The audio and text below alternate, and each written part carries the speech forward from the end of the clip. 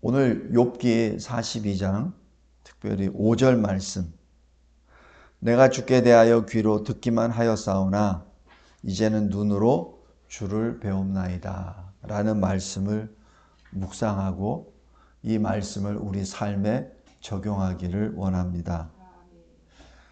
귀로만 듣다가 이제 눈으로 주를 배움나이다. 이것이 무슨 뜻이겠습니까? 우리가 하나님을 배울 수 없는데 하나님은 영이시고, 그런데 어떻게 눈으로 주를 배움나이다 라고 말을 하고, 어떻게 욥이 살아있죠? 죽어야 되는데. 이 말씀을 다시 한번 보고, 그냥 영광의 주를 배움는다는 그게 무엇을 의미하는지, 그냥 영광의 모습을 봤으면 얼마나 좋을까 하는 그런 바램은 있으나 동시에 두려움이 있죠. 근데 욥은 지금 죽음의 고난 가운데 마지막 이제는 눈으로 주를 배움나이다 이게 고백합니다. 여기에 대해서 설교에 보면서 보겠습니다. 첫 번째, 하나님은 하나님의 사람에게 하나님의 영광을 보여주시며 하나님이 하시는 큰 일을 알려주십니다. 그냥 아무 의미 없이 그냥 하나님의 영광만 보여주시는 것이 아니라 그 영광을 통하여 하나님이 하실 큰 일을 보여주십니다. 먼저 모세를 보겠습니다. 모세가 출애굽 33장에 주여 주님의 길로 우리를 인도하여 주소서, 주여 주님 우리와 동행하여 주소서, 그리고 마지막 세 번째가 주여 주의 영광을 내게 보여주시옵소서. 근데 이 뜻이 무엇냐는 얘기입니까? 그냥 나는 주님을 사랑하니까 주님 보고 싶습니다, 단순한 그 뜻인가요? 그렇지는 않다고 봅니다. 나의 감정을 해소하기 위해서, 나의 궁금증을 해소하기 위해서 아닙니다. 지금 모세는 하나님으로부터 명을 받아서 지금 이끌어 나가야 돼요. 그래서 주의 길을 보여주세요. 주님 우리와 동행해 주세요 라고 말씀하면서 주님의 영광을 보여주소서라고 합니다. 이때 주님이 어떻게 하시죠? 나를 보고 내 영광을 보고 살 자는 없어. 그러니 내가 너를 살려주는 상태에서 네가 감당할 수 있는 나의 영광을 보여줄게. 너 내 옆에 있는 반석 위에 서. 그게 굉장히 의미가 큽니다. 아무 반석이 아니라 내 옆에 있는 반석. 내 옆에 있는 반석이 뭐예요? 나와 하나 된 것. 내 옆에 있는 반석. 그러니까 너는 나를 떠나서는 안 된다는 얘기예요. 내 옆에 있는 곳이 진정한 반석이지, 나를 떠나서 네가 봐서 그냥 반석이라고 생각하는데 서 있으면 안 되고, 내 옆에 반석에 서라 라고 명령하십니다. 그리고 나의 영광이 지나갈 때 내 뒤를 볼 것이다, 내 등을 볼 것이다 라고 말씀합니다. 그리고 그 등의 영광을 보고 난 다음에 모세가 시내산에서 내려온 다음 자기 자신은 몰라요. 근데 이스라엘 백성들이 감히 모세 얼굴을 못 봅니다. 왜냐하면 그 얼굴이 너무 빛나기 때문에. 자, 여기서 그 영광을 통해서 모세는 무엇을 했습니까? 첫 번째, 성막의 설계도를 받습니다. 그것이 출애굽 24장 18절, 모세가 구름 속으로 들어가서 산 위에 올랐습니다. 그리고 6일 동안 대기하죠. 그다음 7일째 하나님이 올라오라 할 때 그제서야 모세가 올라갑니다. 올라간 다음에 40주야를 하나님과 함께 있습니다. 그것이 하나님께 함께 있다는 게 뭐예요? 하나님의 영광 안에 들어갔다는 얘기잖아요. 그죠? 그럼 거기서 모세가 받은 것은 성막의 설계도입니다. 성막의 모습입니다. 그리고 성막 안에 있는 모든 것들을 직접 다 보죠. 그래서 출애굽 27장, 26장, 25장에 주님이 말씀하세요. 산에서 내가 보이는 대로, 산에서 내가 너에게 보여준 대로 만들어. 그게 성막입니다. 그게 언약궤고 그 성막 안에 있는 모든 기구들이죠. 그래서 그 주님의 영광 가운데 있을 때 그냥 가만히 영광 가운데 입 벌리고 이게 아니에요. 분명히 그 영광 가운데 하나님의 뜻이 있고 그 영광 안에 들어온 모세에게 하나님이 명령을 하십니다. 그런데 명령이 애매모호한 게 아니에요. 분명한 거예요. 다윗도 마찬가지예요. 다윗이 이 성전을 지을 때 설계도를 받아요. 설계도를 받을 때 뭐라고 표현하냐면은 성령의 감동을 받아서 아니면 주의 손이 나에게 그려주신 것 이렇게 표현합니다. 그러니까 다윗도 그냥 자기가 짓고 싶은 거 이렇게 생각해서 성전을 이렇게 한 게 아니라 주님이 다 그려주신 것. 주님이 그 하늘에서 보여주신 성전을 보고 그것을 설계도로 만들어서 아들 솔로몬에게 전해주죠. 그 다음에 또 두 번째 모세는 창조와 심판의 역사를 봅니다. 어떻게 알 수 있죠? 우리 창세기 1장 2절에 보면은 땅이 혼돈하고 공허하며 흑암이 깊음 위에 있고 하나님의 영은 수면 위에 운행하시니라. 이것은 본 사람입니다. 본 거예요. 들었다기보다는 본 겁니다. 그 다음에 또 노아 홍수 심판 때 7장에 노아가 600세가 되던 해 2월 17일 큰 기품의 샘들이 터지고 하늘의 창문이 열려 40주야를 비가 땅에 쏟아졌더라. 노아가 볼 수 있나요? 정작 그 노아 홍수 심판의 현장에 있었던 사람은 노아예요. 근데 노아는 방주 안에 있었잖아요. 그런데 어떻게 하늘의 창문이 열리고 깊은 땅 속의 샘들이 터지는 것을 어떻게 이렇게 기록합니까? 노아가 이거를 얘기했으니까 그 후세들이 계속 듣고 나중에 모세가 감동을 받고 또 기록한 것 아닙니까? 그렇다면 누가 봤습니까? 모세가 본 거죠. 바로 주의 영광을 배울 때, 비록 뒤의 영광을 배울 때 그냥 단순히 영광만의 그 빛을 본 것이 아니라 하나님이 행하신 일들을 본 거죠. 왜? 기록하라고. 기록하라고. 그래서 모세오경이 기록됐다고 봅니다. 다음에 두 번째, 베드로, 야고보, 요한입니다. 베드로, 야고보, 요한이 예수님이 같이 기도하러 산에 올라가셔서 예수께서 기도하실 때 예수의 모습이 변화됐다 이렇게 기록되죠.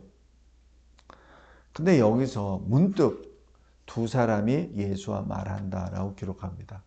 엘리야와 모세. 그리고 그곳에서 영광 중에 나타나서 장차 예수께서 예루살렘에서 별세하실 것을 말할세 이렇게 기록합니다. 이게 누가복음 9장에 기록된 내용이죠. 자, 여기서 예수와 함께 말하는 두 사람은 어떤 역할을 하죠? 계시록 11장의 두 증인입니다. 두 감람나무와 두 촛대. 그래서 두 증인이 마지막 종말의 때 증인의 역할을 하죠. 우리 잠깐 보실래요? 계시록 11장 보십시오.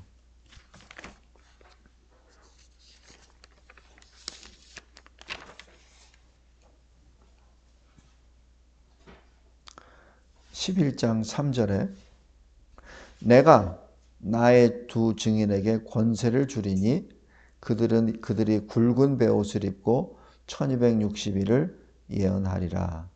그들은 이 땅의 주 앞에 서 있는 두 감람나무와 두 촛대. 만일 누구든지 그들을 해하고자 하면 그들의 입에서 불이 나와서 그들의 원수를 삼켜버릴 것이요. 누구든지 그들을 해하고자 하면 반드시 그와 같이 죽임을 당하리라. 6절에 그들이 권능을 가지고 하늘을 닫아 그 예언을 하는 날 동안 비가 오지 못하게 하고, 엘리야의 사역이었죠.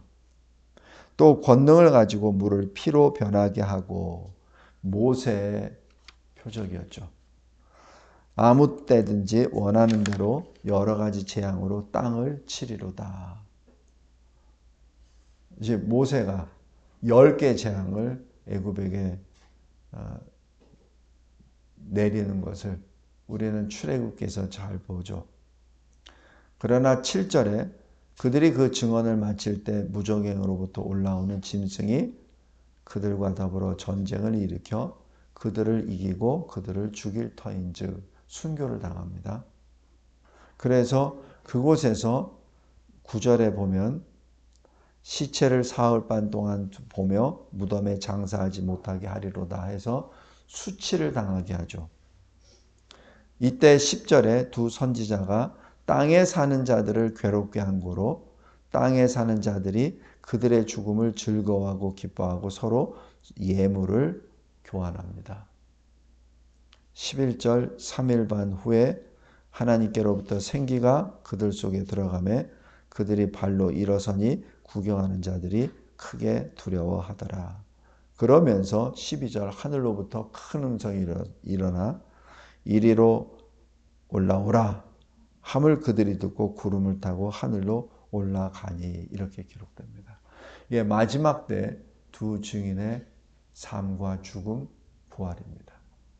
그것이 지금 어디에 기록되냐면 이 누가복음 9장의 변화산에서 문득 두 사람이 예수와 함께 말하니, 여기서 엘리야와 모세가 예수에게 무슨 건의를 한다든지 아니면 자기 의견을 얘기하는 것이 결코 아니죠. 하나님과 피조물 간의 대화에서는 감히 피조물이 뭐라고 얘기 못합니다. 예수님이 두 증인의 사명을 주시고 그리고 또 말씀하시는 것이 예루살렘에서 별세하실 것을, 바로 테인 엑소던, 출애굽, 바로 그 유일한 출애굽에 대해서 말씀하시고 그것이 예수 그리스도 십자가 대속의 역사입니다. 다른 마태, 마가, 요한복음에는 이 내용이 없습니다. 유독 누가복음에만 기록되어 있죠. 왜? 제자들이 자고 있었으니까. 자고 있었기 때문에 무슨 말을 하는지 몰라요. 그런데 예수께서 바울을 통하여 이것을 알려주시고 바울의 동역자인 누가가 이것을 기록하게 하시죠. 성도 여러분, 이 베드로와 야고보와 요한이 변화산에서 예수의 영광의 모습을 보는 것이 그냥 우연이 아니고 아무 목적 없이 보여주신 것이 아니라 바로 주님의 십자가 대속과 마지막 종말일 때 두 증인의 사명을 지금 여기서 선포하신 겁니다. 영광 가운데 분명히 선포하십니다. 그 다음에 세 번째, 오순절 성령 강림이 사도행전 2장에 기록되죠. 호련히 하늘로부터 급하고 강한 바람 같은 소리가 있어 그들 앉은 온 집에 가득하고 마치 불의 혀처럼 갈라지는 것들이 120명의 예수의 제자들 위에 다 보이죠. 봤습니다. 증인들이에요. 그러니까 그냥 귀로만 들린 것이 아니라 다 보여주시고 그들이 다 성령 충만함을 받고 성령의 말하심에 따라 다른 언어들로 말하기 시작합니다. 이 120명은 주로 저 북쪽의 갈릴리에 살던 사람들이죠.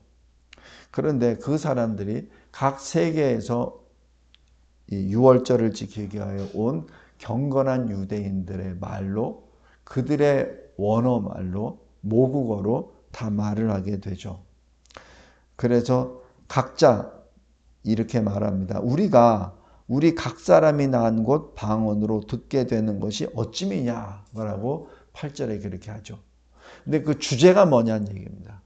그 말하는 주제가 하나님의 큰 일입니다. 하나님의 큰 일에 뭐가 있겠습니까? 창조, 구원, 심판입니다. 바로 이러한 모든 역사를 지금 선포하는 것이죠. 이게 뭐예요? 그리스도 복음입니다. 성도 여러분, 하나님의 영광이 나타났을 때 그때는 뭔가가 분명히 하나님이 무언가를 계시하시기 위해서 말씀하시기 위해서 오신 것이고 그것은 반드시 행해야 될 큰 일들입니다. 네 번째, 요한계시록을 기록한 사도 요한을 잘 보십시오. 사도 요한이 반모섬에 붙잡혀서 그곳에서 평생 동안 종신형을 죽을 때까지 있어야 될 그 형을 받았을 때 그때 예수께서 친히 나타나시죠. 그래서 그 예수님을 보자마자 죽은 자처럼 쓰러져 버렸다고 기록합니다. 죽은 겁니다. 그리고 예수님이 어깨에 손을 얹자 다시 일어나죠. 그때 사도 요한이 무엇을 봤습니까? 심판의 주를 보신 것이죠. 우리 계시록 1장 한번 보세요. 그 심판주의 모습은 14절 그의 머리와 털의 기가 흰 양털 같고 눈 같으며 그의 눈은 불꽃 같고 그의 발은 풀무불에 단련한 빛난 주석 같고 그의 음성은 많은 물소리와 같으며 그의 오른손에 7뼈리 있고 그의 입에서 좌우에 날선검이 나오고 그 얼굴은 해가 힘있게 비치는 것 같더라라고 합니다. 그러니까 이 모습을 볼 때 죽어버립니다. 이 주님의 영광을 볼 때 바로 죽어버려요. 왜? 주님을 보고 산 자가 없기 때문에. 그래서 17절에 죽어버립니다. 그때 주님이 오른손을 요한에게 얹고 다시 생명을 넣어주시죠. 성도 여러분, 왜 이렇게 사도 요한에게 영광의 모습을 직접 보여주셨습니까? 예수의 증인이 되라고. 그래서 여기 2절 보세요. 요한은 하나님의 말씀과 예수 그리스도의 증거, 곧 자기가 본 것을 다 증언하였느니라. 자기가 본 것이라고 하잖아요. 그러니까 그 영광을 본 것을 그대로 기록합니다. 그리고 그것이 지금 여기 1장부터 22장까지 쭉 기록되어 있습니다. 그러면서 여기 보면은 4장 보세요. 4장 1절에 2일 후에 내가 보니 이렇게 기록합니다. 그러니까 요한이 들은 것이 아니라 본 거예요. 그다음에 여기 또 5장 1절 보세요. 내가 봄에 보좌에 앉으신 이의 오른손에 이렇게 기록됩니다. 그죠? 그 다음에 6장 보십시오. 1절 내가 봄에 또 7장 2일 후에 내가 내 천사가 땅 내 모퉁이에 선 것을 보니 이렇게 기록합니다. 그래서 이 모든 것이 그냥 들었다고만 하는 것이 아니라 지금 이 사도 요한이 직접 봐요. 22장까지 다 봅니다. 다 보고 듣고 그것을 딱 기록합니다. 그것이 요한계시록입니다.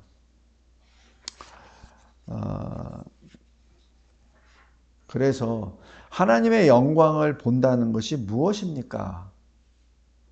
욥이 그 긴 욥기 41장까지 다 마치고 난 다음 어떻게 보면은 자기 친구들과 계속 변론하고 또 변론하고 말하고 하는 그 긴 여정을 끝마치고 난 다음에 하나님이 계시하시죠. 38장부터 41장까지. 그 다음에 욥이 바뀌어버려요. 이제 주의 얼굴을 배웠나이다. 바로 그 말씀입니다. 그 주의 영광을 본다는 얘기는 하나님의 임재 안에 들어간다는 얘기죠. 그죠? 하나님의 임재 안에, 하나님이 계시는 그곳에 들어가서 하나님과 대면하여, 그 다음에 어떻게 되냐고, 하나님을 대면한다는 얘기는 하나님을 온전히 안다는 얘기죠. 그것을 어떻게 합니까? 고린도전서 13장 12절에 우리가 지금은 거울로 보는 것 같이 희미하나 그때가 언제예요? 우리가 다시 영화로 되어 하나님과 어린 양 예수 그리스도 임재 안으로 들어갔을 때, 바로 천국에 들어갔을 때, 그때에는 얼굴과 얼굴을 대면하여 볼 것이요. 지금은 내가 부분적으로 아나 그때에는 주께서 나를 아신 것 같이 내가 온전히 주를 알리라. 그런 얘기죠. 나도 알리라. 그래서 이 천국에 들어갔을 때, 주님의 임재 안으로 탁 들어갔을 때, 주의 영광 안에 들어갔을 때 나는 모든 것을 알게 된다는 얘기죠. 지금은 잘 몰라요. 지금은 성경을 통해서 아멘 아멘 하고 믿기도 하지만, 깨닫기도 하지만 온전히 완전히 알지는 못하잖아요.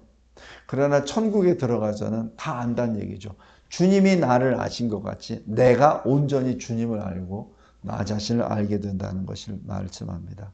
성도 여러분, 그래서 하나님의 영광을 본다는 것은 주님을 안다는 얘기예요. 엄청난 역사죠. 그래서 모세가 주의 영광을 나에게 보여주시옵소서라고 하는 겁니다. 내 20세 이상만 봤을 때 남자만 60만, 그 처자식까지 다 합치면 200만, 300만 되는 사람들을 주님이 인도하시는 약속의 땅으로 이끌어 가야 되는데, 주님이 잘 아시잖아요. 저 사람들이 어떻다는 거. 조금만 뭐 해도 돌멩이 던지려고 했고, 그리고 시내산에서 주님이 강림하시는 것도 다 알면서도 나 등 떠밀어서 당신이 그냥 갔다 오셔 라고 했었던 하나님의 백성이잖아요. 근데 내가 어떻게 이거를 다 이끌어 갑니까? 내가 나았습니까? 막 이렇게 말했잖아요. 그러면서 주님이 주의 길을 인도하소서. 바로 그러한 모든 것에 있어서 더 확실하게 내가 좀 알게 해주세요. 그래서 주의 영광을 보여주시옵소서. 그렇게 말씀하시는 것이죠. 두 번째 본론으로 들어갑니다. 욥이 눈으로 창조주 하나님을 보았다는 얘기죠. 오늘 본문에 내가 주께 대하여 귀로 듣기만 할 때, 이때 귀로만 듣고만 있을 땐 욥은 어떤 사람이었죠? 욥기 1장 1절. 온전하고 정직하여 하나님을 경외하며 악에서 떠난 자. 동방에서 이만한 자가 없었다. 그렇죠? 그 다음에 또 이상한 것이 욥기 1장 4절 5절에 그 아들이 7명이 있는데, 아들들이 자기 생일에 각각 자기 집에서 잔치를 베풀 때 욥이 어떻게 하죠? 잔치를 끝나고 나면 욥이 그들을 불러다가 성결하게 하고, 그리고 아침에 일어나서 그들의 명수대로, 그러니까 7명 그 명수대로 번제를 드립니다. 하나님 앞에 번제를 드려요. 7 아들들을 위해서. 이때 욥이 말하기를 혹시 내 아들들이 죄를 범하여 마음으로 하나님을 욕되게 할까 하였을까 함이로다, 이렇게 말합니다. 다시 얘기해서 욥은 자기 7 아들들이 혹시나 그 욥이 이 마음속으로 하나님 앞에 범죄한 것은 있지 않나, 그것이 두려워서 하나님께 번제를 드리죠. 그러니까 아들들을 위해서 번제를 드린다는 얘기입니다. 그 욥이 어떤 욥이었죠? 자기 자식들 다 잃고 재산 다 날라갔을 때, 그때, 그리고 몸이 엉망진창으로 다 됐을 때 욥은 이렇게 고백합니다. 우리가 하나님께 복을 받았은즉 화도 받지 아니하겠느냐고 이 모든 일에 욥이 입술로 범죄하지 아니합니다. 그러니까 욥은 참으로 의인이었습니다. 그러나 욥 3장 1절에 자기의 생일을 저주합니다. 이러면서 욥의 한계가 드러나는 거예요. 그리고 욥기 3장 25절 26절에 이렇게 기록합니다. 내가 두려워하는 그것이 내게 임하고 내가 무서워하는 그것이 내 몸에 미쳤구나. 이게 뭐예요? 비록 욥은 하나님을 경외하고 하나님 앞에 입으로 범죄하지 않았습니다. 자기 모든 것을 다 잃었어도 그럼에도 불구하고 그 마음 깊숙한 곳에 두려워하는 것이 있었던 거예요. 무서워하는 것이 있었던 겁니다. 욥에게. 그러니까 어떻게 돼요? 나에게는 평온도 없고 안일도 없고 휴식도 없고 다만 불안만이 있구나라고 고백하죠. 성도 여러분, 바로 이러한 것 때문에 욥이 의인이지만 그러나 하나님 앞에 온전하지 못하다는 것을 알 수 있죠. 상대적으로는 분명히 의인입니다. 그러나 절대치로 봤을 때는 아직 완전하지 않다는 것을 여기서 알 수 있죠.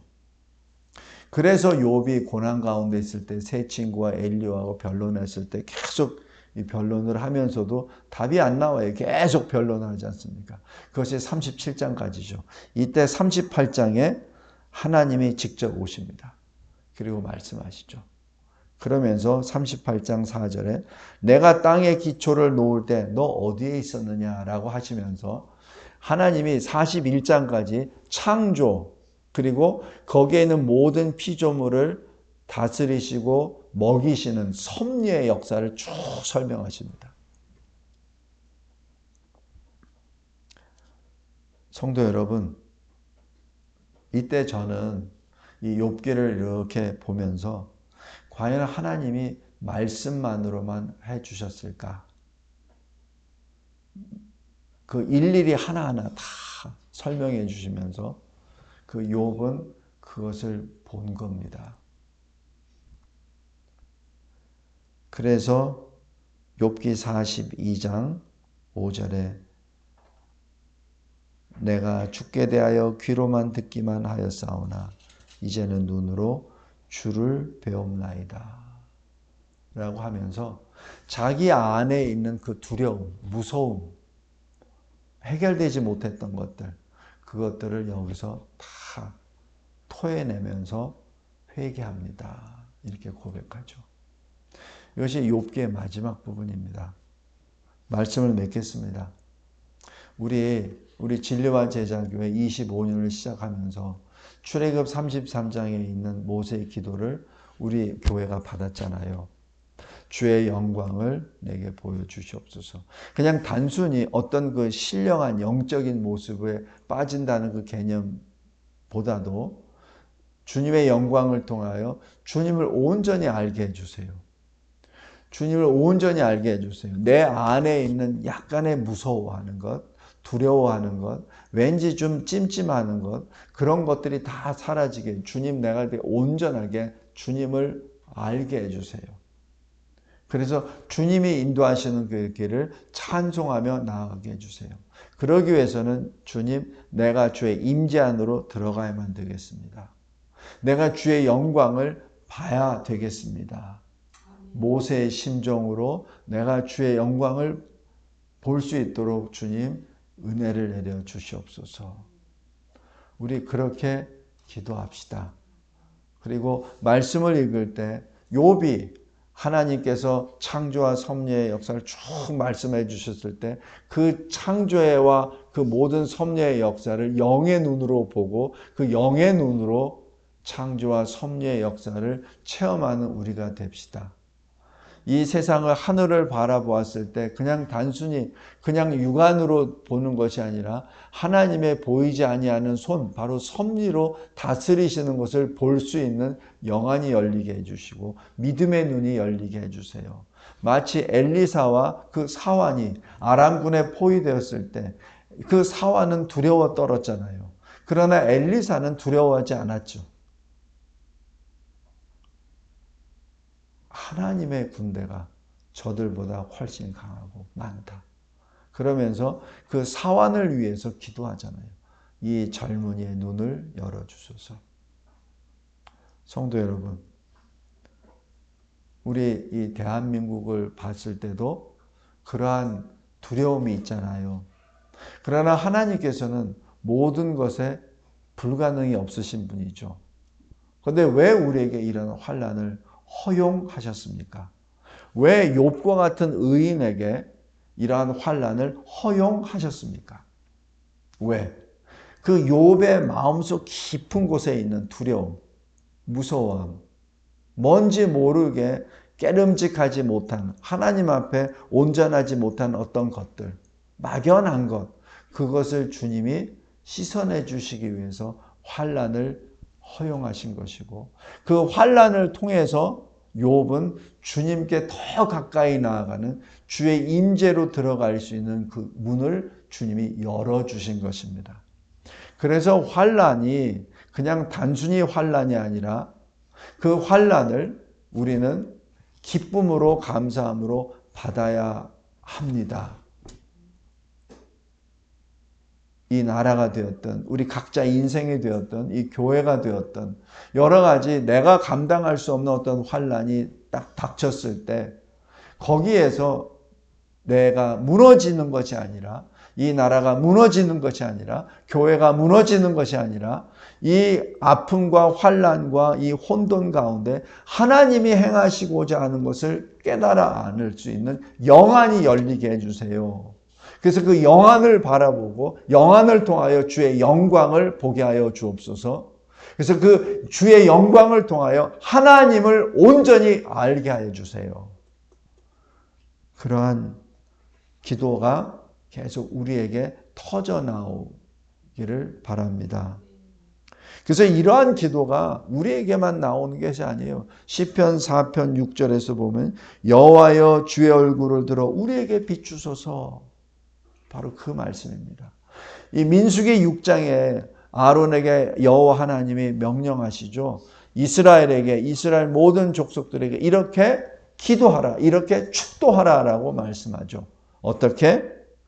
여호와는 내게 복을 주시고 너를 지키시기를 원하며 여호와는 그의 얼굴을 내게 비추사 은혜 베푸시기를 원하며 여호와는 그 얼굴을 내게로 향하여 드사 평강 주시기를 원하노라.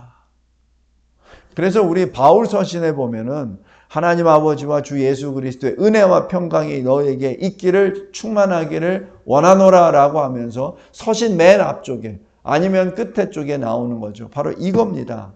민수기 6장에 나와 있는 하나님이 이 아론을 통하여 주시는 이스라엘 백성들에게 하는 그 축복 기도의 그 기본입니다. 하나님의 은혜와 이 평강이 충만하기 위해서는 어떻게 되죠? 하나님의 얼굴을 돌리사 하나님의 영광을 비추사 그것이 선행되어야 합니다. 성도 여러분, 오늘 욥기 다시 한번 보시기 바랍니다.